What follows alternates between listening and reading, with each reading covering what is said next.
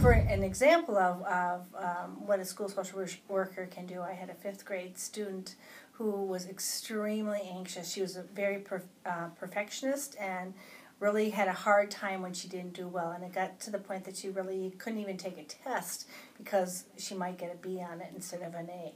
So after working with her, we worked really hard, and her goal was to be able to handle getting a B. And I'll never forget the day she came into my office with this gigantic grin on her face and said, "Mrs. Brightman, I got a B!"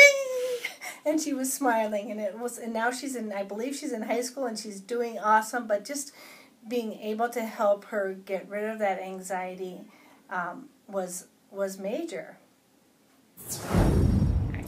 When kids have a voice, they feel more connected in school. And school connectedness is tied directly to academic achievement. So what we try to do is make sure that kids have different venues to exercise their voice and their opinion. And then we facilitate that through advocacy, through small groups. And we know that if they have a voice and they feel more connected, they're going to perform better overall in school. Students benefit from our services in a number of ways: through academic support here in the building, through college and career planning, and through personal social support. And particularly, we're working with kids through a needs assessment we recently did. And in that needs assessment, we asked them, what things would you like to see more of from your counselor? And one of the things that came up was they were looking for more support in dealing with their academic course loads in terms of stress. So in response to that, we're going to have a small group that's centered around stress management. The biggest thing is, part of my job is to make sure that I can help students reach their full potential, whatever that may be. And so that's my goal as far as reaching their full potential academically, socially, and emotionally.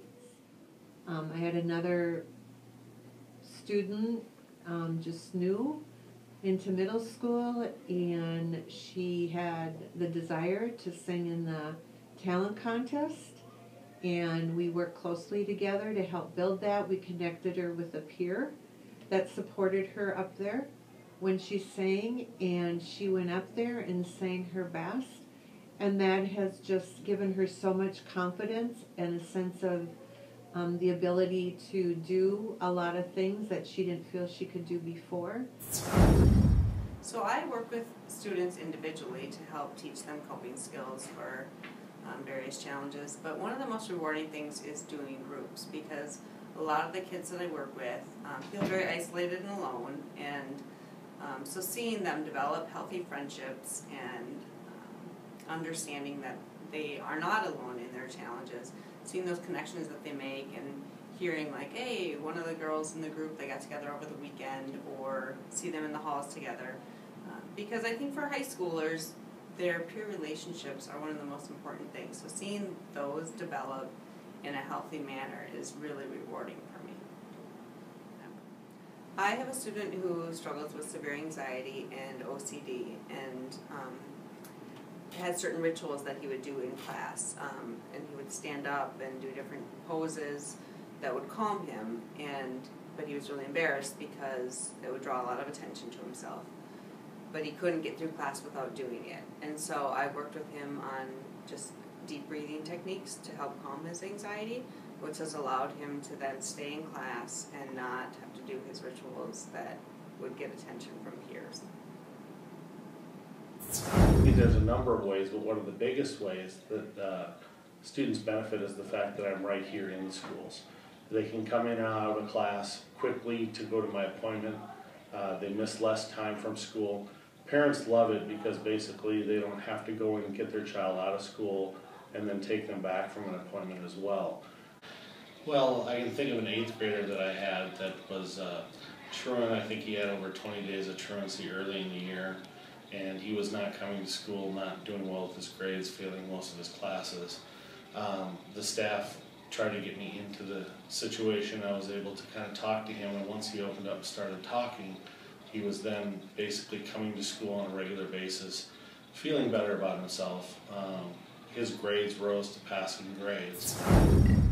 The one thing I really noticed and like about the classroom here at Prairie Care is the kids show such a great amount of growth in such a short time. They do spend we have them for such a short time, and from the beginning when they're cautious about coming in the classroom until the end of their time where they are able to sit and complete each assigned task throughout the day. It's very impressive, and it's setting them up for success in a classroom here and wherever they move on from here when they go back to their resident school. Here. We had a student who is transitioning back as of next Monday, and he came up to me on his own yesterday and just thanked us for the services that we provided him while he was here, and said that he would miss us. And I said, you know, you're going to do great. And he's like, I will do great. And that right there is like the frosting on the cake when you work in a setting like this. You have students for a very, you know, short amount of time, and it can vary from student to student how long they're here. But within that amount of time, getting them to feel successful and to be confident in the classroom is huge. Here at Prairie Care, students are offered personalized learning.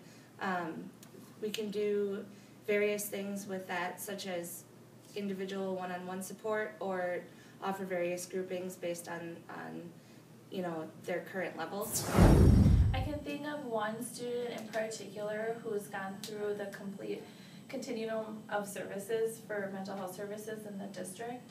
We had a student that came to us who had been in Prairie Care School Chaska, and we had her at the beginning of the school year while she was receiving her mental health services as well as her academics from us, and she has now successfully re-entered into Chanhassen High School, and with talking to the staff there, she's been quite successful in their program, and she was able to transition smoothly there from our program. The students that attend ECCS are both general ed and special ed students, and it provides a real world environment as to you need to learn how to work with all varieties of people and everybody within everybody's strengths and weaknesses. So I think our benefits are that we're still providing those life skills and those life lessons while meeting their therapeutic needs.